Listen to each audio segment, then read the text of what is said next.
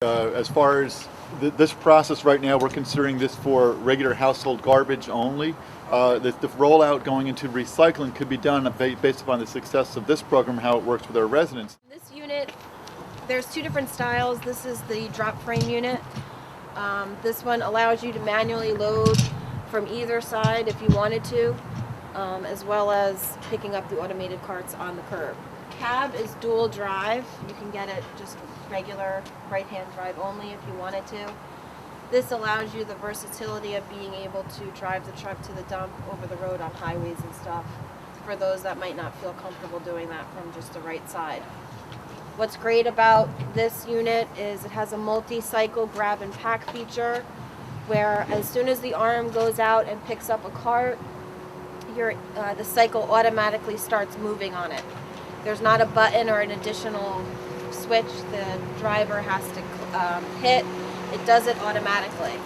There's also a feature in the cab called gripper override, and this is also on the other unit as well, where you could pick up a non-cart item such as a dishwasher or a chair and be able to drop it into the hopper without having, with a cart, it always thinks that it's going to stick and hold the cart always. With this gripper override, you're able to release the material into the hopper to pack it. What sets us aside from others is that our body is tapered, so it aids in the dumping. If you notice in the front, we have a telescopic cylinder. This goes up 150 inches in the air, so over 12 feet high, and it gravity dumps. We put a lubrication system on the arm, which you'll see on this one. All those little tiny hoses up there, that automatically greases this arm on a timer, so you don't have to worry about your mechanics spending extra time greasing that arm. The tailgate, you can get in a 2, 4, or 6 yard tailgate bubble. We recommend going in with a 4 or a 6. Because the bigger the tailgate, the better roll, the better compaction you're going to get on the garbage. It comes with a dual tandem pump in the front that allows you to operate the cycle and the arm at the same time, so there's no delay or hesitation in either feature. This arm will pick up any cart, American or European. We are a distributor for Schaefer carts, which are up there so you can see the quality of them. All of those carts come with a limited 10-year warranty. You can also get assembly and distribution on those carts for an order of 2,000 or more. On the back of the cart, you'll see they'll have a serial number. That serial number is associated with the resident house number. On the sides, the left and right sides of the cart will be your hot stamp, so it'll say the town of Greenburgh. That cart will stay with that home. When the resident leaves and moves to another town, that cart is still the property of the town of Greenburgh. Is there technology that enables the town to track how much weight is being picked up per household? You can put a scale system on the vehicles if you'd like. You can also install a GPS system on them as well. But the carts for recycling? Well, you would get a 95-gallon cart probably for waste and a 65-gallon cart for recycling. It all depends on how the town wants to roll it out. Normally the first carts are given. If you want more, then you will have to pay the town whatever the cost was for them to purchase them. But does that mean that you're putting paper and plastic and everything into one cart as a homeowner? It depends. We could ultimately have a second barrel, which might be a smaller barrel, a larger barrel, that would be recycling, and we would then set up a schedule for recycling. Yeah. My daughter was in California. They actually have three different barrels. One for paper, one for the plastic, and then the garbage barrel. It's because they do it separate days, right? Whatever, they come by and they're sitting in front of the house. That is definitely something into the future. It's a possibility to roll out for recycling as well. Right now, on a trial basis, we're going to look at this for just household garbage. But yes, that's definitely a possibility. I'd also be curious how other municipalities are handling one-way streets, because I really don't think putting the garbage can on your neighbor across the street is going to work. We're not trying to create That's controversy. fine. I can give you a list of... It went out too soon, you didn't pick up the cans when they were done. Yeah. Somebody is now going across traffic to get the can, so Do we need two, one on each side? How do they do it in other municipalities? Well, I could give you a list of current users. This way you can also call them up. They also offer software of where you could reroute your routes so that you can consolidate everything to pick up only on the right side. So they do have software out there that will take your maps of your town and logistically do it in the right manner that it should be done. Do they make any trucks from whatever company that will alternate back and forth? You could get this, if you wanted to, in a dual arm. You can have this arm on both sides. So it would, yeah. One arm going both directions. Yeah. And what's great is everything is going to be uniform. You go down one street and it's going to look, everyone's garbage site is going to look the same. It's going to make interesting the to watch town. a municipality that has it set up. Because we've been out there, and Victor will tell you, the people, they get to know where the pail's got to be. And Kevin can agree with that.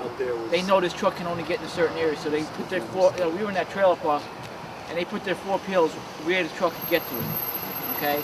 Now, we were at the city of White Plains, and it was some one-way streets. We were back in Soundview section, and the one-way street, what he did was he went down one side, backed out, and back down to the other side, got the house in it. Nobody pulled their pails across that street from what I saw. Yeah. That's the other way you do it. This is a program that's being rolled out locally in White Plains. They've got some areas. Harrison is considering doing it. So we'll be continuing our discussions with the municipalities on some of those logistics. What was your first unit that you sold? Is it still on the road? And could you tell us something about its maintenance records? Sure. I sold, my largest account for these automation units is Woodbridge Township in New Jersey, and we actually took your men to see them. He has 18 automated trucks. He went from 75 workers, 25 trucks for the rear loader, so 3-man cab like you're doing here. He had 75 guys picking up garbage on a rear loader. He went from 25 rear loaders to 18 automated.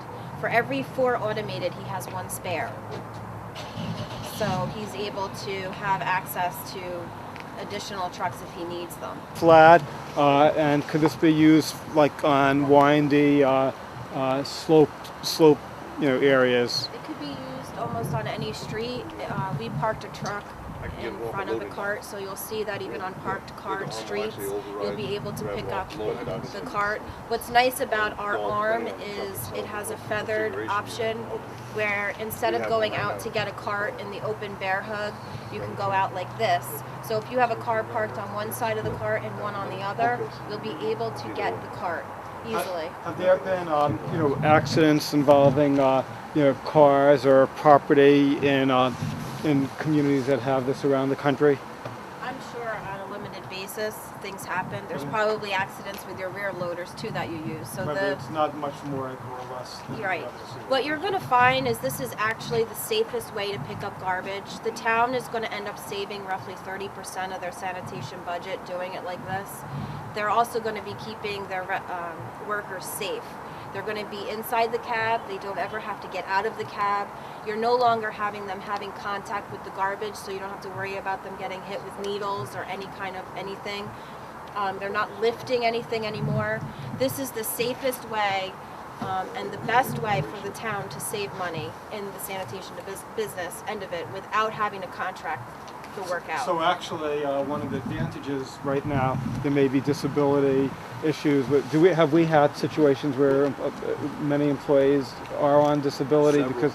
We do. I mean, that's an ongoing issue. It's one of the benefits of this type of program is that it really is taking the physical worker out of the process. It's more of an automated control. This arm is doing all the work rather than the back of our workers. And it's a known fact, as Kevin was saying, that sanitation worker does have a high incidence of injury. And as best we do is try and keep everybody in tip-top condition. There are still injuries that happen with this business. And this is one way we can also hope to reduce the incidence of injuries to our workers. I just want to mention for The sanitation workers who may watch this on TV that it's the intent of the town board to reduce the workforce through attrition, not through layoffs. So this would be gradually, rolled out, and people the existing employees shouldn't feel that their jobs are at risk because of this new technology. We would start with one truck, I guess, and if we put in the capital budget in 2013, we would probably start it in 2014. That is the intent.